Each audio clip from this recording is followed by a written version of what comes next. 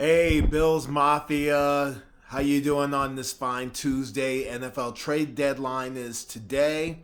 The Bills, prior to the trade deadline, have made a couple of moves. Um, the big move that they made was shipping Zach Moss off to the Indianapolis Colts in exchange for Naeem Hines and a conditional sixth round pick, which can become a fifth round pick in the next year's upcoming draft. Um, the other move that they made was acquiring Dean Marlowe. And you may remember Dean Marlowe. He's been on the Bills before. Back from the Atlanta Falcons in exchange for a seventh round pick in the upcoming draft. The moves that they made to make room for those guys, obviously, Zach Moss leaving to the Colts. And to make room for Marlowe, they've released defensive tackle Brandon Bryant and wide receiver Isaiah Hodgins. They've also, interestingly enough, reinstated cornerback Xavier Rhodes from the practice squad and released cornerback Jordan Miller from the practice squad. And also, they are going to be reactivating Tre'Davious White.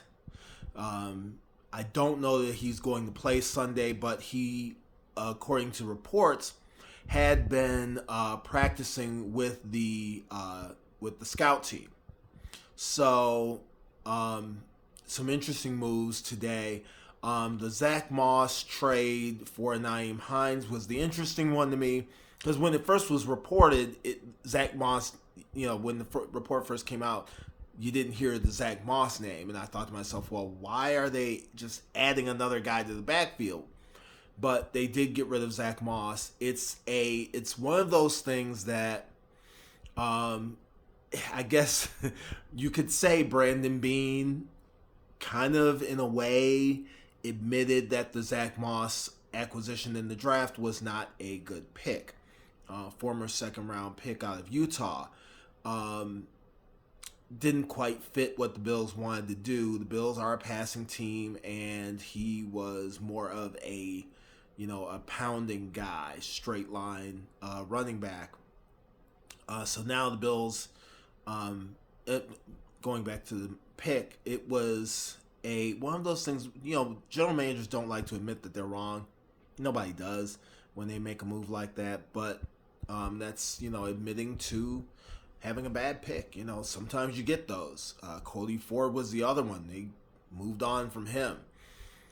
So, that being said, now you have Singletary, Hines, and Cooks in the backfield for the Bills. And it's going to be interesting to see how they split time because most of them,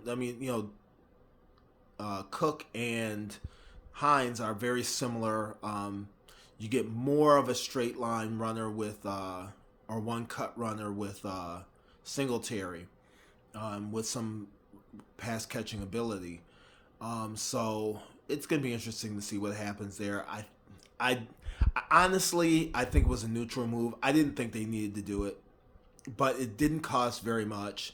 You leave behind Zach Moss, which was not a great pick for the Bills.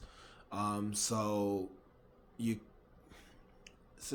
like I said, it's kind of a neutral move because Cook had been coming on lately. He had a couple of good games under his belt, and recovered from the early fumble issue or drop issue that he had. So it's a neutral move. The interesting one was the acquisition of Dean Marlowe. He's a veteran for your defensive backfield, with Poyer being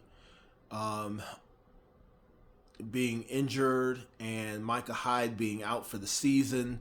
They needed somebody else back there to go and make sure that area was locked down. Marlowe is going to be a good re-addition for that. Xavier Rhodes, a good addition for depth at the cornerback position. The Bills are loaded at that cornerback position with Tre'Davious White coming back. You've got Dane Jackson. You've got you got Kaiir Elam. You've got the the pick out of Connecticut. I can't remember his name at the moment, but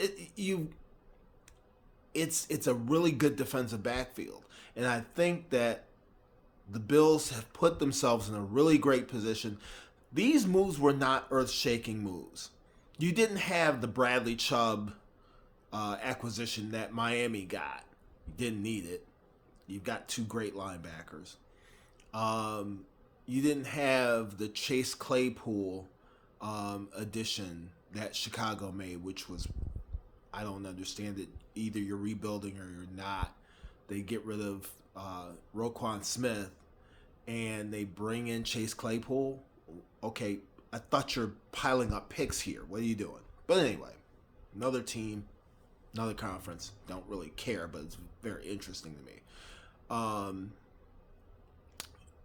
The Miami acquisition of Bradley Chubb was very interesting to me just because it is a key indication that they acknowledge that Buffalo's offense is better than their defense. And under normal circumstances, the Bills would not have lost that game against Miami.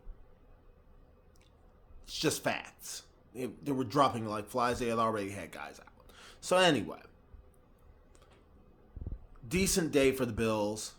It's going to not be talked about a whole lot in NFL circles just because these were small moves. They weren't big moves, but just the kind of thing that the Bills specialize in, doing the little things that are going to add up to great times down the road.